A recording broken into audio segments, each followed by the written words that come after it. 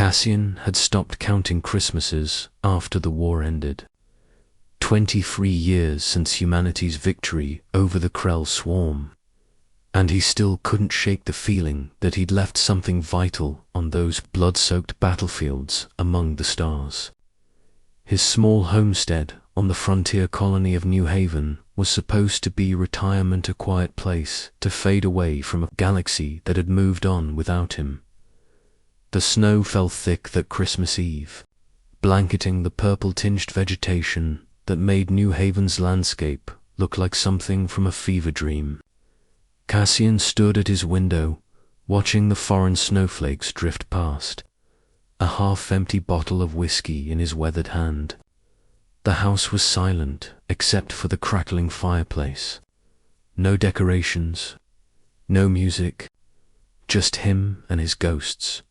That's when he saw the figures struggling through the storm at first. He thought his eyes were playing tricks, the whiskey and the swirling snow conspiring against him. But no, there they were, a tall, slender form hunched against the wind, and 3 smaller shapes clustered around it. They were heading toward his house, the only structure for kilometers. Cassian's military instincts kicked in before his hermit's reluctance could stop him. He grabbed his coat and rushed to the door, throwing it open just as the group reached his porch. The blast of cold hit him like a plasma burst. "Please," a voice said, barely audible over the howling wind. "My children," she was Valorian, he realized with a start.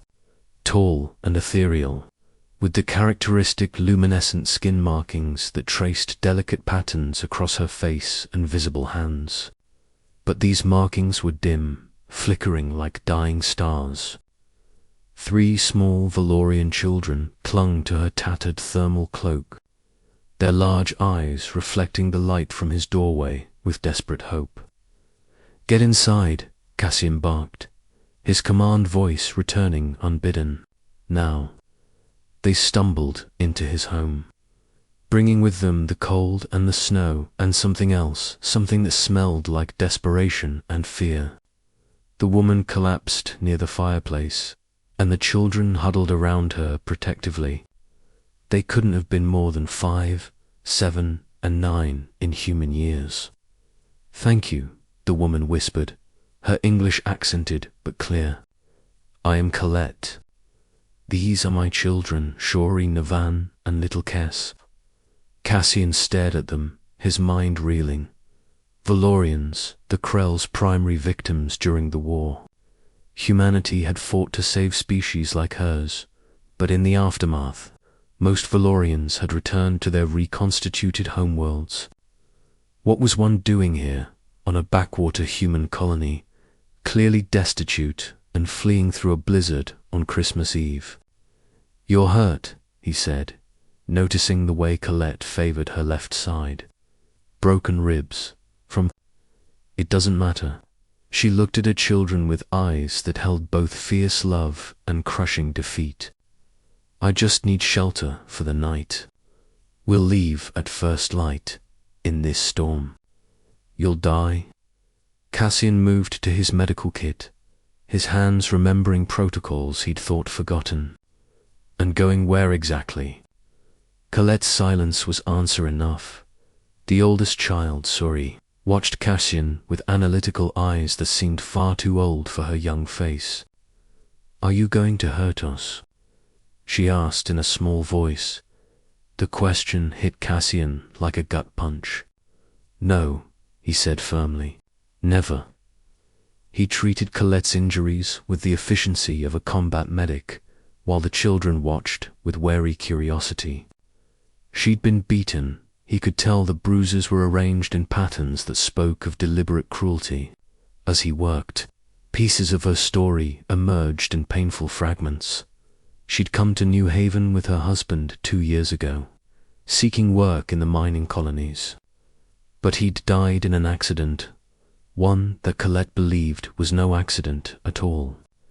The company had refused death benefits to a Xeno worker, leaving her and the children with nothing. She'd been working 3 jobs, living in a shelter, until even that had been taken from them when the shelter's funding was cut. The human administrator said. Colette's voice broke. He said resources were for humans first, that we should go back where we came from. Cassian felt something cold and hard settle in his chest. This wasn't what they'd fought for. He'd lost friends, lost pieces of his soul, fighting alongside Valorian fleet commanders, sharing rations with Valorian ground troops. They'd bled the same color in the vacuum of space. You'll stay, he heard himself say.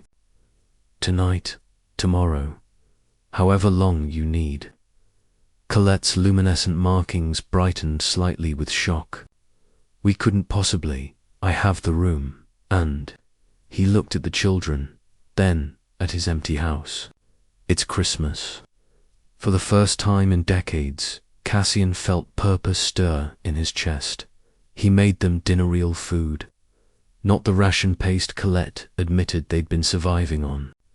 The children ate with such desperate enthusiasm that Cassian found himself opening more cans, cooking more portions, until their stomachs were actually full. Little Kes fell asleep mid-meal, his head nodding forward until his sister caught him. I don't have decorations, Cassian said suddenly, looking at the bare walls of his home. Never saw the point. Surrey looked up at him with those two old eyes. What's Christmas?